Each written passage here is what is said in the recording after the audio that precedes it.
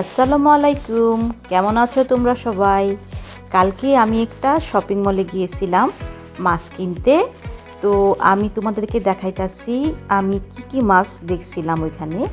তো এখানে সব ধরনের মাছই আছে। আসলে দেখতে খুবই সুন্দর লাগে। এই দেশে ওরা যে জিনিসটা করে সেটা হচ্ছে প্রেজেন্টেশন। সুন্দর করে জিনিস সাজালে মানুষ আসলে কেনার জন্য আগ্রহ দেখায়। তো এটা খুব ভালো একটা ট্রিক্স আসলে জিনিস বিক্রি করার জন্য। বরফের উপরে মাছগুলো সুন্দর করে রেখে দিছে। তো বেশিরভাগ মাছ ওরা করে কি পিক থেকে কাটে, যাতে কাঁটাটা কম বের হয়, খাওয়ার সময় কোনো কাঁটা থাকে না। এই যেখানে কিছু শামুক আছে, যেহেতু এনারা শামুক খায়। আর এই চিংড়িগুলো হচ্ছে প্রসেসিং করা। আর এপাশে হচ্ছে অক্টোপাস জাতীয় একটা ওই যে খাবার আছে না সামুদ্রিক, ওইটা। আর এই পাশে মাছ, বেশিরভাগ মাছই তোমার ওই পেট থেকে কেটে নাড়ি ভুড়ি বের করে ফেলছে। এটা হচ্ছে স্যালমন ফিশ, দেখতে খুব সুন্দর। মাঝখানে আবার ওই যে পাতা গাছ দিয়ে রাখছে। তো এই মাছটা দেখতে খুবই ভালো লাগছে আমার কাছে, কিন্তু দামটা একটু বেশি, তাই আমি কিনি নাই। এটা লবণ জাতীয় মাছ। এটা ওই ভেতর থেকে পেট কেটে রাখছে মাছগুলা, সুন্দর। তো সামনে ক্রিসমাস, তো এই জন্য আবার একটু জড়ি টড়ি দিয়ে সাজায় রাখছে। এই মাছটা আমাদের বাংলাদেশের লল্লা মাছের মতন একটা, এরা এখানে এটাকে বলে বার। আর এ পাশে হচ্ছে ডিপের ভিতরে রাখা বিভিন্ন ধরনের মাছ।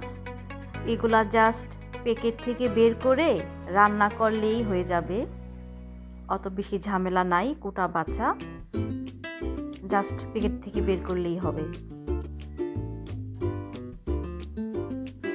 বিভিন্ন ধরনের চিংড়ি, যেগুলা প্রসেসিং করা ওগুলা একটু লাল কালারের, আর যেগুলো নর্মাল ওগুলা হচ্ছে নর্মাল বাংলাদেশে যে চিংড়িটা পাওয়া যায় সাদা কালারের।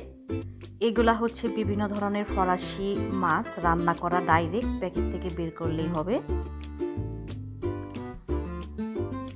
চিংড়ি মাছ।